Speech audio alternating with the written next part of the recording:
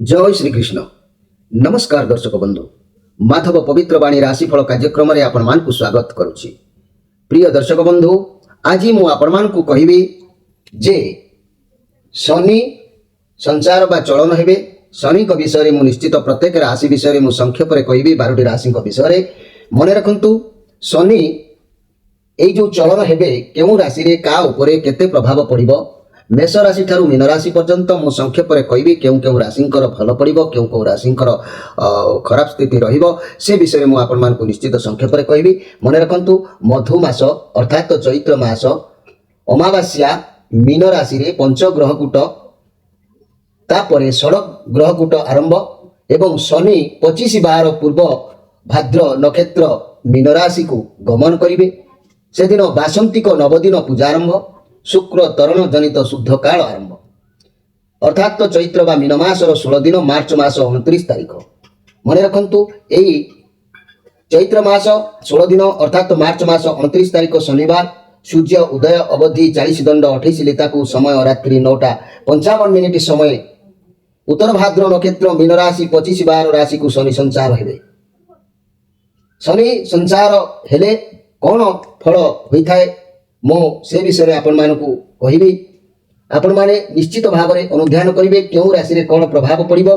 तेबे मन रखंतु, स्व नक्षत्र अनुसार आपण माने जानि नियंतु आपनक केउ अंगरे शनि चलन करूछंती एवं कौन फल आपनकु मिलिबो। मन रखंतु, मु आपनकु बुझे कि कहूची, मोर प्रिय भाई भणी माने, शनि मीन राशि को तो चलन करिवे, किंतु आउ जो राशि रहिले तार प्रभाव काहे की पड़िबो से विषय आपण जानि नियंतु। मने करंतु, अग्नि जेतबरे प्रज्वलित हुए गोटे स्थान रे तार प्रभाव किछि बाट पर्यंत मध्य तातीटा जणा जाय थाए।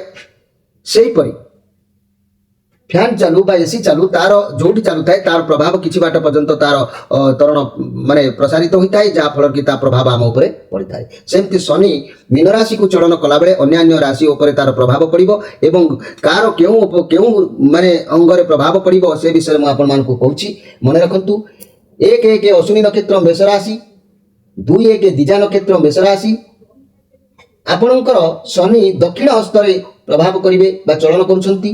फल जय लाभर जोग जना जाउछि, किंतु शनि प्रथम 3 मास शुभ फल आपण मानकु देबे एवं अवशिष्टांश 9 मास अशुभ फल आपण मानकु देबे। मन रखितांतु, शनि जो चलन होउछंती जो दिन ठारू जो तारीख मु कहली सेही तारीख अनुसार अर्थात 29 तारीख मार्च मासर 29 तारीख ठारू जो शनि चलिबे आपणकर प्रथम 3 मास शुभ फल प्रदान करिवे एवं सियाड़ को जो अवशिष्टांश 9 मास रहिबो अशुभ फल भोग करिवे। कारण चंद्र अशुभ हेतु अति अशुभ फल प्राप्ति जोग रहउछि। जदि चंद्र शुभ थान्ते शुभ फल प्रदान निश्चित भाव में होइथान्ता। तेबे 3, 4, 5 अर्थात कृतिका नक्षत्र वृष राशि, रोहिणी नक्षत्र वृष राशि, मृगशिरा नक्षत्र वृष राशि आपणकर दक्षिण पादरे शनि चलन करिवे। फल भ्रमण जोग रहिबो, अधिक भ्रमण करिवे, किंतु शनि प्रथम 3 मास अशुभ रहिबे। मन रखंतु मोर प्रिय वृष राशि भाई भणी माने, मार्च एप्रिल मे एमिति कि 3 मास आपणकर शनि अशुभ रहिबे एवं अवशिष्टांश जो 9 मास रहिला सियाडको 3 मास परे शुभ फल प्रदान करिवे। गोचर फल अनुसार चंद्र शुभ हेतु शुभ फल आपनको प्रदान करिवे। कारण शनि चलन बेले जो मानकर चंद्र शुभ थिबो से मानको निश्चित भाव में शुभ फल प्रदान करिवे। तेणु वृष राशि भाई भणी माने आपणकर 9 मास भल पड़िबो, 3 मास आपनको पई प्रथम 3 मास टिके एपट सेपट होई समय अतिबाहित हबो। जदि 6, 7, 8 अर्थात आराद्रा नक्षत्र मिथुन राशि, पुनर्वसु नक्षत्र मिथुन राशि, पुष्या नक्षत्र मिथुन राशि बा कर्कट राशि आपणकर बाम पादरे शनि चलन होउचंती। आपणकर बाम पादरे शनि जेतेबेले 29 मार्च रे चलन होउचंती, फल कोन हबो? भ्रमण जोग रहिबो, किंतु शनि वर्ष सारा अशुभ रहिबे। अर्थात किंतु अशुभ रहिबे, किंतु जेउ मानकर गोचर फल चली चंद्र शुभ हेतु अति शुभ फल प्रदान करिवे।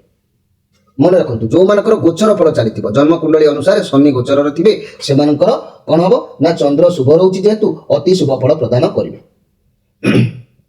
जदि गोचर फल न थाए ता अशुभ फल प्रदान करिवे। ତେବେ 9, 10, 11, 12, 13 ଅର୍ଥାତ୍ ଅଶ୍ଳେଷା ନକ୍ଷତ୍ର କର୍କଟ ରାଶି, ମଘା ନକ୍ଷତ୍ର ସିଂହ ରାଶି, ପୂର୍ବା ଫାଲ୍ଗୁନୀ ନକ୍ଷତ୍ର ସିଂହ ରାଶି, ଉତ୍ତରା ଫାଲ୍ଗୁନୀ ନକ୍ଷତ୍ର ସିଂହ ରାଶି, এই ଉତ୍ତରା ଫାଲ୍ଗୁନୀ ନକ୍ଷତ୍ର କନ୍ୟା ରାଶି, ହସ୍ତା ନକ୍ଷତ୍ର କନ୍ୟା ରାଶି, ଆପଣମାନଙ୍କର ହୃଦୟରେ ଶନି ଚଳନ କରିବେ, ଫଳ ଲକ୍ଷ୍ମୀ ବୃଦ୍ଧି ଯୋଗ ଦେଖାଦେବ। କିନ୍ତୁ କର୍କଟ ସିଂହ କନ୍ୟା ଗୋଚର ଫଳ ଅନୁସାରେ ଅଶୁଭ, ମନେ ରଖନ୍ତୁ। କର୍କଟ ସିଂହ କନ୍ୟା ଗୋଚର ଫଳ ଅନୁସାରେ ଅଶୁଭ, କାରଣ କର୍କଟ କନ୍ୟା ଚନ୍ଦ୍ର ଶୁଭ ହେତୁ ଗୋଚର ଫଳ ଅନୁସାରେ ଅଶୁଭ ହେଉଛି। ତେଣୁ କ'ଣ ହବ ନା ସମ ଫଳ ପ୍ରଦାନ କରିବେ। କିନ୍ତୁ ସିଂହ ରାଶି ଗୋଚର ଅଶୁଭ ଓ ଚନ୍ଦ୍ର ଶୁଭ ହେତୁ ଅତି ଶୁଭ ଫଳ ପ୍ରଦାନ କରିବେ ସିଂହ ରାଶି ବ୍ୟକ୍ତିମାନଙ୍କର। ଯଦି 14, 15, 16, 17 ରାଶି କଥା ଦେଖିବା, ଅର୍ଥାତ୍ ଚିତ୍ରା ନକ୍ଷତ୍ର ତୁଳା ରାଶି, ସ୍ୱାହୀ ନକ୍ଷତ୍ର ତୁଳା ରାଶି ଏବଂ ବିଶାଖା ନକ୍ଷତ୍ର ତୁଳା ରାଶି ବା ବିଛା ରାଶି, ଏ ବ୍ୟକ୍ତିମାନଙ୍କର ବାମ ହସ୍ତରେ ଶନି ଚଳନ କରୁଛନ୍ତି, ଫଳ ଭୟଦାୟକ ରହିବ ମନ ଭିତରେ। କିନ୍ତୁ ତୁଳା ରାଶିର ଗୋଚର ଫଳ ଅନୁସାରେ ଶୁଭ ଫଳ ପ୍ରଦାନ କରିବେ।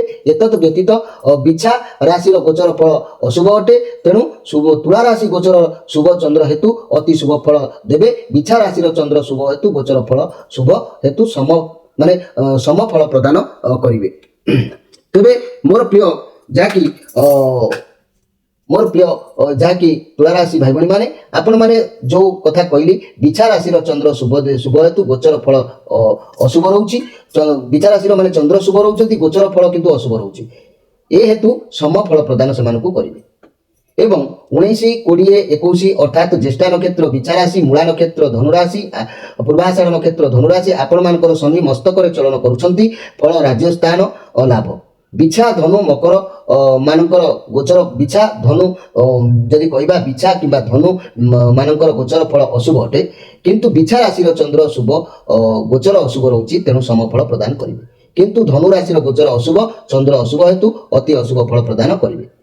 22, 24 ଅର୍ଥାତ୍ ଉତ୍ତରା ଆଷାଢ଼ ନକ୍ଷତ୍ର ମକର ରାଶି, ଶ୍ରବଣ ନକ୍ଷତ୍ର ମକର ରାଶି, ଶନି ନେତ୍ର ଦ୍ୱୟରେ ଚଳନ କରୁଛନ୍ତି, ଫଳ ସୂକ୍ଷ୍ମ ଅର୍ଥାତ୍ ମକର ରାଶି ଗୋଚରରେ ଶୁଭ ଫଳ ପ୍ରଦାନ କରିବେ।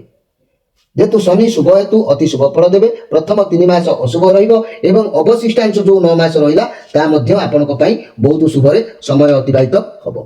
25 ଅର୍ଥାତ୍ ପୂର୍ବଭାଦ୍ର ନକ୍ଷତ୍ର କୁମ୍ଭ ରାଶି, ପୂର୍ବଭାଦ୍ର ନକ୍ଷତ୍ର ମୀନ ରାଶି, ବ୍ୟକ୍ତିମାନଙ୍କର ଶନି ଚଳନ ମୁଖେ ଫଳ ହାନି, ଅର୍ଥାତ୍ କୁମ୍ଭ ମୀନ ରାଶି ମାନଙ୍କର ଗୋଚର ଫଳ ଅଶୁଭ ଅଟେ। ଯାଦୃଶେନିତ ବାକ୍ୟ ଅନୁସାରେ ଚନ୍ଦ୍ର ଶୁଭ ଓ ଗୋଚର ଅଶୁଭ ହେତୁ ସମଫଳ ପ୍ରଦାନ କରୁଛନ୍ତି। ଆଉ 26, 27 ଅର୍ଥାତ୍ ଉତ୍ତର ଭାଦ୍ର ନକ୍ଷତ୍ର ମୀନ ରାଶି, ରେବତୀ ନକ୍ଷତ୍ର ମୀନ ରାଶି, ଗୋଚର ଫଳ ଅଶୁଭ ଅଟେ। ତେଣୁ ଯାଦୃଶେନିତ ବାକ୍ୟ ଅନୁସାରେ ମୀନ ରାଶିର ଚନ୍ଦ୍ର ଶୁଭ, ଗୋଚର ଅଶୁଭ, ତେଣୁ ସମଫଳ ପ୍ରଦାନ କରିବେ। କେବଳ ଯେଉଁମାନଙ୍କର ଗୋଚର ଫଳ ଶୁଭ ପ୍ରଦାନ କରିଛନ୍ତି, ମନେ ରଖନ୍ତୁ, ମୁଁ ସେମାନଙ୍କୁ କହିଦେଉଛି ଯେଉଁମାନେ ଶୁଭ ଫଳ ପାଇବେ ସେମାନେ ମନେ ରଖନ୍ତୁ। ବୃଷ ରାଶି, ମିଥୁନ ରାଶି, ତୁଳା ରାଶି ଓ ମକର ରାଶି ମାନଙ୍କ ଗୋଚର ଫଳ ଶୁଭ ଫଳ ପ୍ରଦାନ କରିବେ। ଏତଦ୍ ବ୍ୟତୀତ କର୍କଟ, ସିଂହ, କନ୍ୟା, ବିଛା, ଧନୁ, କୁମ୍ଭ, ମୀନ ଏ ରାଶି ମାନଙ୍କର ଗୋଚର ଫଳ ଅଶୁଭ ଅଟେ।